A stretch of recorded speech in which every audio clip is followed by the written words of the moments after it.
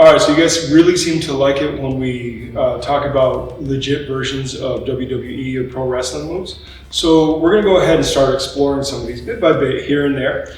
And we're not gonna turn this into like a long running series or anything. It's just gonna be kind of dotted in there, here and there. And so we're gonna start with the Figure-4, right? Everybody knows Ric Flair. Even people who don't watch wrestling know who Ric Flair is. And the fact is that so many other people have done the Figure-4 leg lock, which the way he does it, obviously for show, isn't damaging anybody. It theoretically could be turned into a knee bar or a variety of ankle locks. But the way he does it in the show, obviously, is just designed to look cool because that's how pro wrestling works. So let's go ahead and demo what he's doing. I will put some links down below. I'm not going to clip it in because I don't want to deal with the gods of copyright too much to worry about right now. But let's go ahead and demo the way that Ric Flair does it, and then we'll show you how to legitimize it a little bit. And just so you know, context, MMA, this, depending on rule set, may or may not be legal for your rank level in submission grappling tournaments. So we're going to keep it in mind for MMA. So there's lots of ways that you might get into a position like this. I mean, you know, standing pass, whatnot, you knock a guy down, he starts defending, starts playing with your legs. You might end up having to get in here. So the way Ric Flair does it is he's going to step around and he's going to come out this way. And he actually lets the knee go, takes control of the other leg, shoves it over. And from this position, it's going to stay in my hip and I'm going to come down.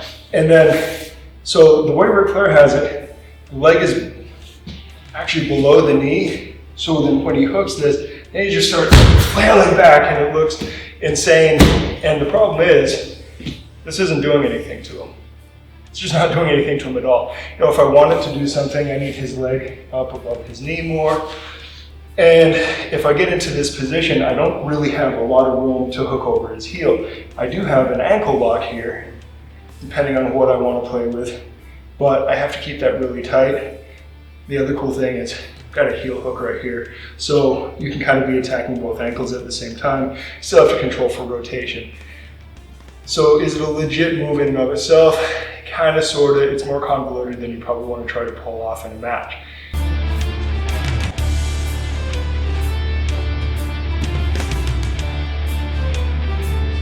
However, this does lead us into a position that we can actually use, a legit position that we can actually use. So we could be in here, maybe I'm playing my ground and pound game, right? I'm trying to clear his legs and start raining strikes out. The cool thing is by staying low, keeping his knees bent, this is really useful for me.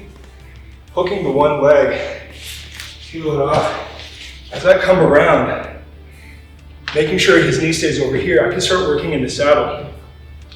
If I take both of his legs, right, I've got a heel hook on the bottom, Figure-4 toe hold here, right?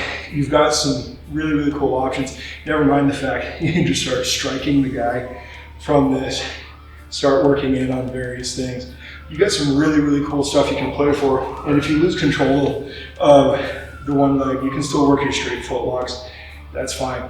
You got a lot of options from saddle. Big thing here, make sure the knee is through. If I'm here, I don't really have anything. I mean, I could maybe start trying to posture up or whatever, but he's got a leg free control for that. Might as well have nothing there. I can make something of it, but we're not gonna do that in this video. And I still think that would be way too convoluted. So if I bring it around here, you can even stop halfway through, take the knee bar, right? It's one of our top 10 MMA finishes. But if I can bring it around, take the other leg, keep everything nice and tight here, this is a really, really solid position to be in. So, I mean, hell, if you're into pain compliance, you can start working in the calf slicers here. Not a great idea, but why not, right? So, padlock yourself. Just start striking the guy till he gets tired. All right, and start working in on other things.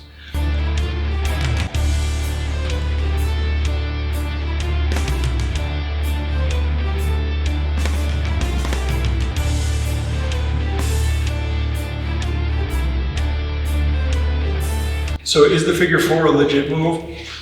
Kinda. Probably more complicated than you want to go after. A lot of moving pieces that require the other guy to either really not know what he's doing, or be really compliant. And that might not work out so well for you. But saddle is a totally legit position to be in. You have the halfway point stop at the knee bar, all sorts of lower leg attacks. Once you're in the saddle, we've got a lot of really great options right there. So again, Figure-4, kind of sort of legit, but probably not plausibly worthwhile. And if you just kind of stop into the saddle or stop into the knee bar, you're in a much better position, and you can still feel like you're a pro wrestler. So with that, I'll see you guys in the next one. Good journey. Thanks for watching. Like, subscribe, share, give the dog a bone. You can follow us on our other social media accounts, and if you really like us, you can head over to Amazon and buy a shirt. You can also go over to Gumroad and purchase some of our instructional courses. All of the links will be provided and also on our website. If you happen to be in the Phoenix area, we would love to meet you. Come drop in for a class, even just to chat. And if you're looking for a new home, we would be happy to have you. So until next time, good journey.